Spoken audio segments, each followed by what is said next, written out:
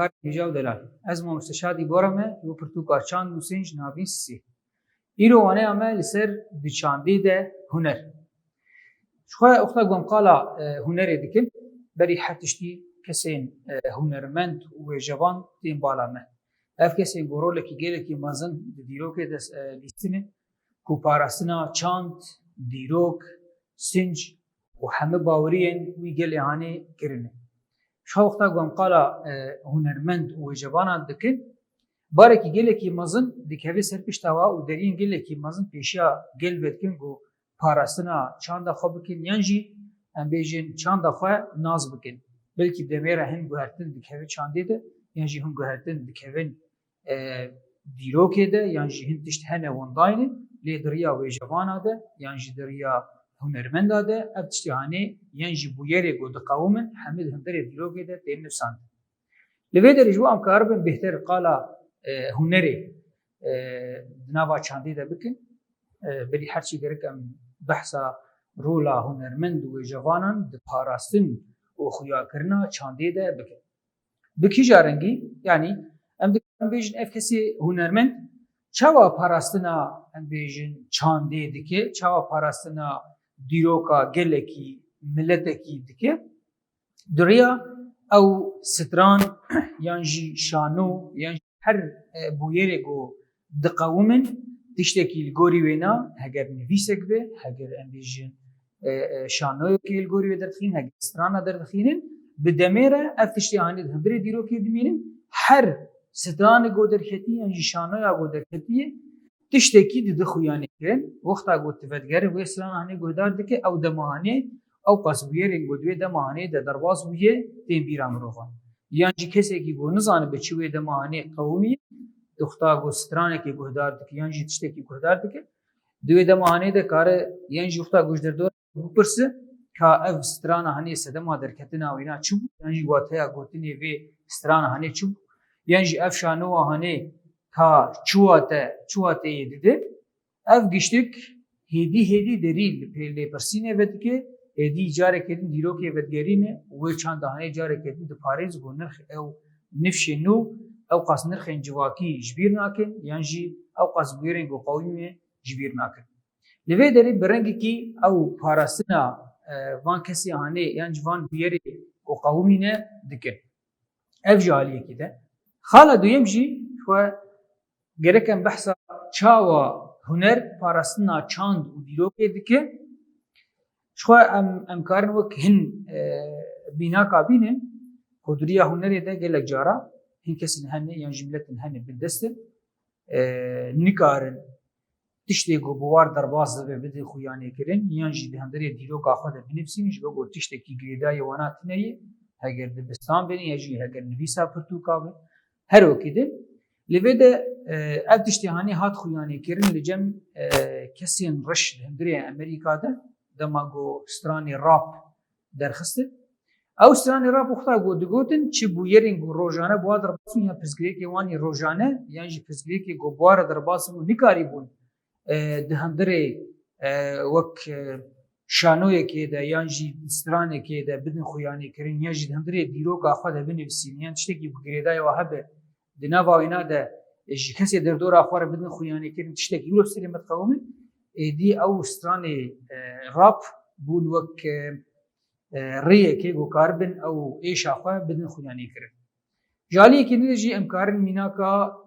stranên şera ê Kurdî bînin ser ziman ku parastina zimanin û hem ew qas çîrok yan jî dîroka Kurdî kir ku ew qas bûyerê ku qewimî di wê demê de ji ber kesên desthilatdar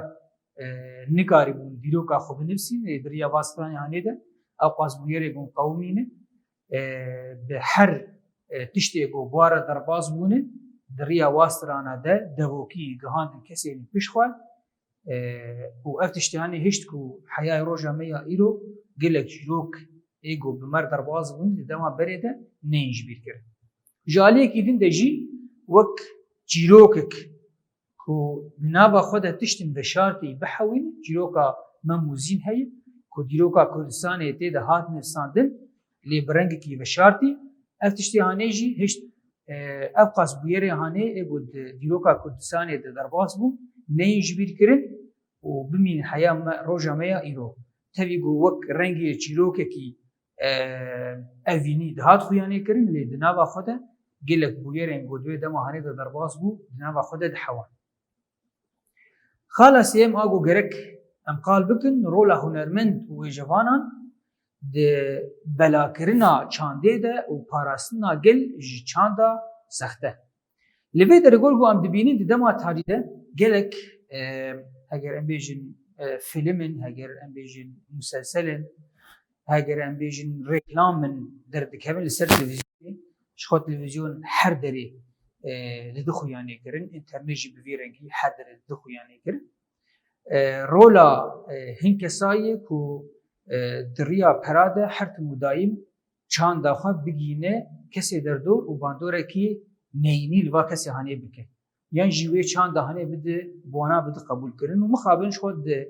nava de kesên zîf hene bi wa vê tiştê hanê qebûl dikin yan jî di nava xwe de dihewînin. Em karin mînaka wek mînakên civakî û mir derbas bûnê bînin ser ziman hin em bêjin muselselê Tirkî got derbas bû diriya wê ne de hin kesan navê zarokê xwe navên Tirkî li wa kirin heger gelek kes hebûn ji hevdû xeyîdîn ji ber hin bûyerên got hundirê wa muselsela hanê de derbas bûn ew rengî hezkirina got xuyanê kirin yan jî ew rengê jiyana got ew dikin ew xirabiya got navbera wa kesa de çê dibe heya astekê di nav van kesa de hat qebûl kirin û di nava xwe de hewanin êdî wek rengekî guhertinê buware çê dibe yan jî ew xwe nemazanin ka ew xwe girêdayî kîja çandê ne. Xwe ji mêj de jî gelek tişt hene derbas bûn wek bandora gelek milletê derdor li ser kî li ser millet got cilê xwe da guhertin di dema talî de em bêjin ew rengê cilê hindî got ketin nav kesan de li ceme li vê derê ew jî rengekî guhertinekî yan jî çandekî sexte got ket nav gel de ji xwe li vê de rola em bêjin hunermend û wêjevanan de rola wana ev parastina çanda resene û hem jî xuyanêkirina ew şaştiyên got bi va kesê hanê re derbas dibin ji bo wana vegerîn ser riya rast. Ji vê vêyekê em dibînin her tim û daîm kesê got şanoyekê çê dike qala dema got ew tê de yê şaştiyê got hene û gerek bi kîja rengî bê çareserkirin û rastiya wê ne jî çi ye. Ev ji aliyekî de ji aliyekî din de jî nivîsê got em bêjin derdikevin pirtûkê got derdikevin her tim û daîm qala demê dike tiştê got di wê dema hanê de derbas dibe wek dîrok tê nivîsandin hem jî di riya hin şexsiyatê got hundirê wê pirtûka hanê tê nivîsandin riya em bêjin çareserkirina pirsgirêkên civakî jî di din xuyanê kirin ev jî giştek rola hunermend û wêjevanan di belakirina çandê de ye ji aliyekî de ew çanda resen di din xuyanê kirin ji gel re bela dikin ji aliyekî de hem ji aliyekî din de jî parastina wî gelê hanê ji çanda sexte dikin. Ji aliyekî din de jî xala çare got em qal bikin çawa huner bi demê re tê guhertin û li gorî bûyeran jî ew bûyerên got diqewmin bi wan re dimeşin. Ji xwe me got di her wextê got mirov tê de yî çi bûyer diqewimin çi tiştê got derbas dibin ev bûyerê hanê heger em bêjin di riya strana de be heger em bêjin di riya şano de be heger em bêjin di riya em bêjin pirtûkekê neh de be ev qat tiştê hanê giştek di nava dîrokê tê nivîsandin ji aliyekî de ji aliyekî din de jî hem moralekî xurt dide wan kesê hanê ku jiyana xwe bi rengê rast û çanda resen baz bikin di riya şanoya de di nava dibistana de em bêjin şagirt hestê xwe di din xuyanê kirin ev kesê hunermend yan jî ev kesê her tim û daîm bi wê çanda hanê dijeye êdî dixwazî vî tiştê hanê bigênî kesê derdora xwe wê çanda hanê ji wanar bide xuyanê kirin jiyana rast bi kîja rengî ye û çanda rast bi kîja rengî ye. Li vê derê waneya me bi dawî dibe em pirsê xwe yê nirxandinê çareser bikin.